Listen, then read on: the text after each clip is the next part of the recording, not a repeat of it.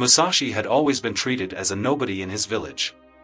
When a deadly epidemic swept through the region and took his parents' lives, instead of receiving sympathy, people acted like it was a punishment he somehow deserved. The villagers didn't even bury his parents. Instead, they burned down their house to erase their family name entirely. His parents had always defied the community's beliefs, and for the adults, that alone was reason enough to call upon the so-called Soni, believing it would bring back order. When Musashi became an orphan, the law required his relatives to take responsibility for him, yet his uncle refused. Still, Musashi didn't quit. He remained kneeling outside his uncle's door for days until they finally pressured the man into letting him stay. From that moment on, Musashi tried everything to earn his place. He promised to stay quiet, do every chore, and never create trouble. In exchange, he was given strict rules. He had to remain invisible and avoid anyone who had ever been close to his parents. Whenever he asked why, he received nothing but cold silence. One day, believing he was helping, he brought his uncle the lunch he had forgotten at home. But instead of thanks, the act became yet another reason to punish him. After that, Musashi learned to live quietly, as though he wasn't even there. His only wish was for someone, anyone, to see him for who he truly was. He never imagined that one day, he would be forced to kill the only person who ever did.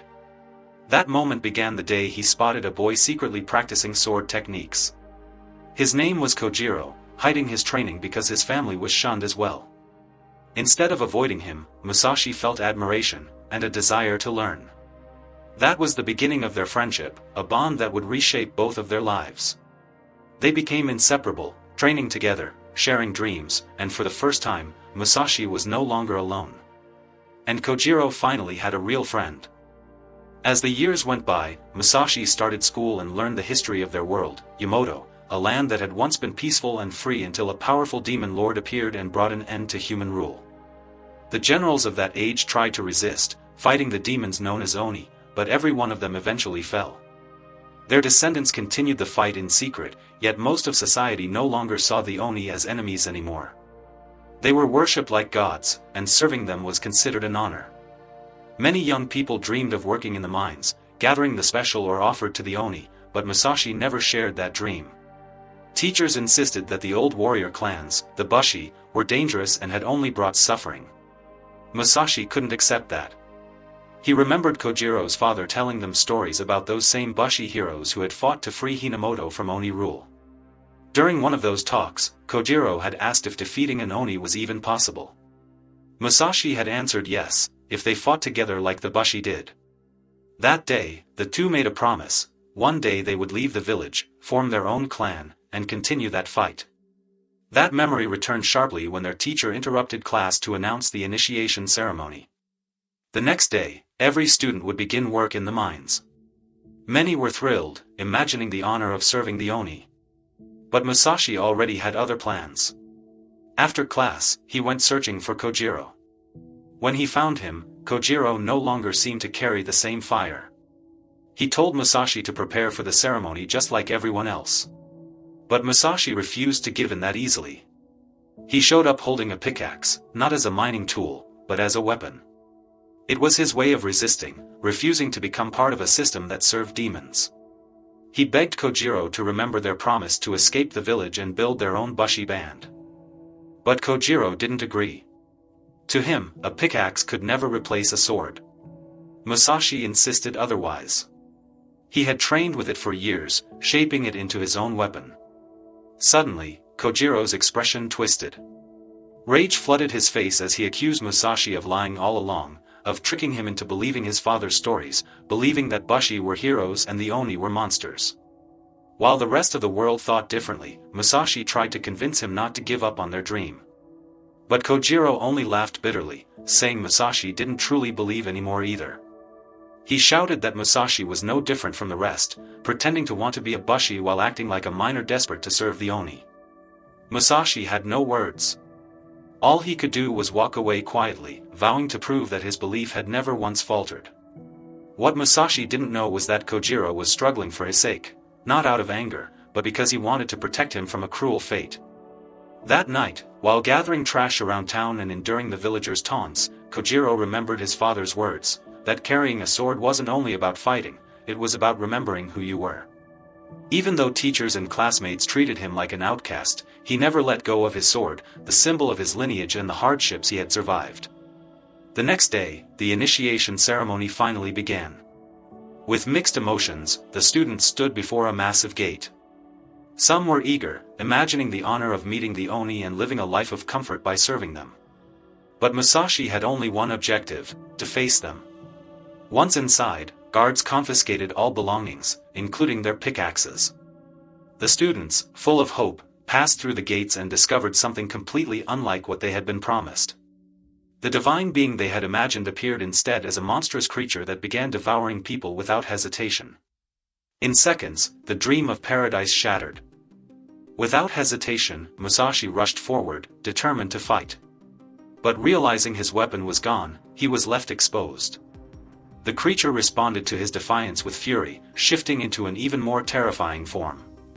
Musashi grabbed a discarded pickaxe and tried to fight back, but he was easily thrown aside and wounded. Even in pain, he forced himself upright again. His classmates begged him to surrender, to accept his role like everyone else, but he refused. He remembered. Bushi never kneel. They fight, even when standing alone. Then one of his classmates mocked him, reminding him of the lie he had told, that he wanted to become a mine worker. And in that instant, everything changed. Musashi hesitated. He realized he had lied, that he had betrayed his own dream just to fit in. That single moment of doubt was enough for the Oni to strike him again. But even then, he refused to give up. At last, he understood, he had been hiding behind lies to avoid being rejected, pretending to be someone he wasn't. But not anymore. As the Oni seized him, an officer announced that Musashi was at last achieving his long-stated wish of becoming a worker. Yet with the final surge of strength left in his body, Musashi shouted out his real dream, to become a Bushi.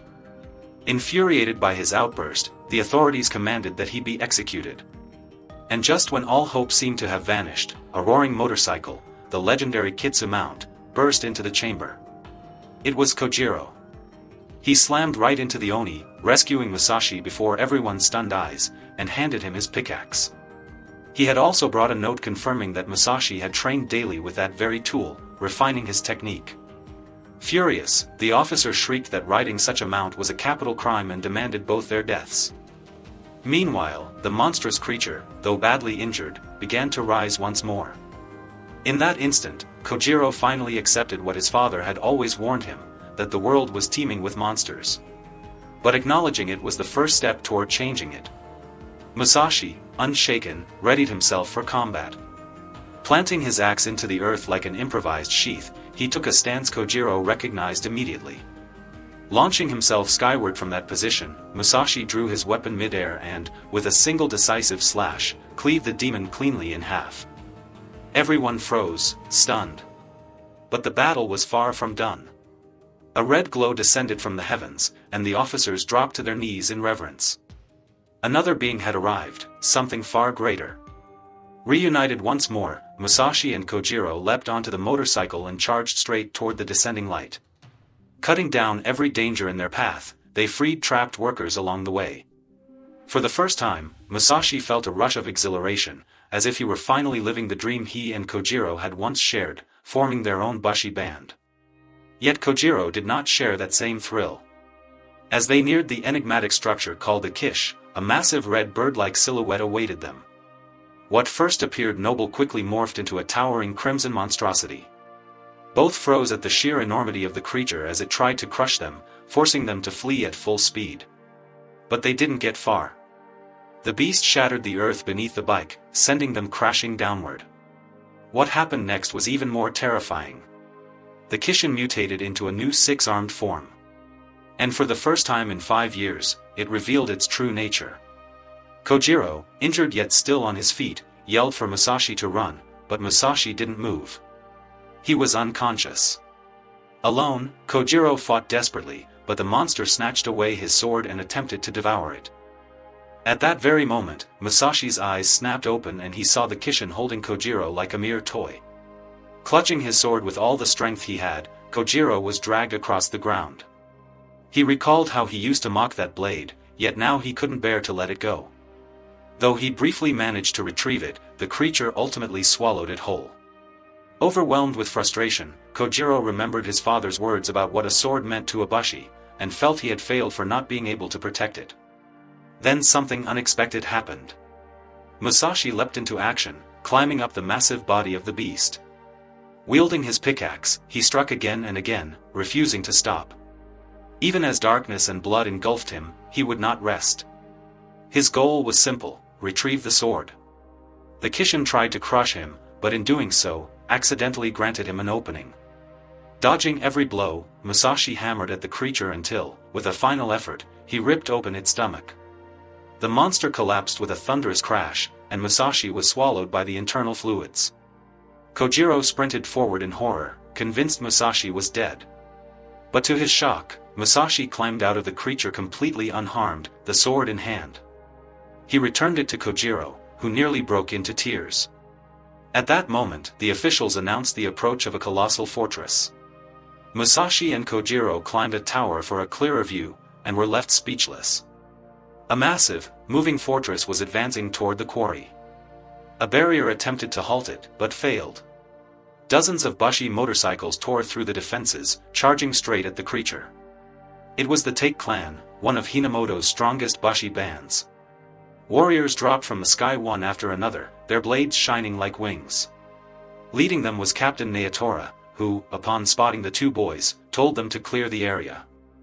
But Musashi stood his ground, declaring that they weren't just kids, they were bushi as well, and proudly claimed he was the one who had opened the monster's stomach. Nao simply smiled, saying that tearing open a stomach didn't mean defeating the beast. She pointed at the creature, already regenerating. Musashi was stunned dumb. Nao reassured him that her squad would finish the job and ordered the workers evacuated. As the bushi organized, the monster roared and unleashed a massive fire blast. Kojiro pleaded with Musashi to fall back as instructed, but Musashi refused. He believed this was his first true victory and refused to surrender it. Kojiro tried to pull him back, terrified for his life, but Musashi's resolve only hardened. This had been his childhood dream, one worth risking everything for. Without hesitation, he leaped toward the monster, aiming once again for its stomach. But the creature regenerated instantly. Before he could attack again, a glowing rope wrapped around him, dragging him back toward the Take clan's camp. Struggling wildly, he begged them to let him keep fighting. Nao asked why he was so desperate to face such danger. Musashi answered that it was his dream, and he would rather die trying than live in regret for never attempting it. With a blend of admiration and worry, Nao showed him how even her entire band was struggling to restrain just one of the creature's legs. But Musashi didn't stop. Breaking free from the rope, he charged once more. This time, Nao didn't intervene. Watching him run, she murmured that he truly was a bushi. Musashi raised his pickaxe and slammed it into the ground, trying to find a weakness, any chance. Then he leapt at the monster, remembering Nao's warning that he couldn't defeat it alone, yet wanting to try anyway. From afar, Kojiro shouted that the weak point was the horn beneath the navel. Musashi aimed and struck, but his pickaxe snapped in two. Just as the creature prepared to counterattack, Naotora appeared, having recognized Musashi's courage. With a single powerful slash, she severed the horn and the monster detonated into fragments. Musashi lowered his head in frustration, disappointed he hadn't been the one to finish it. But Nao reassured him that the final blow didn't matter. What mattered was the courage to fight for the dream burning in one's heart.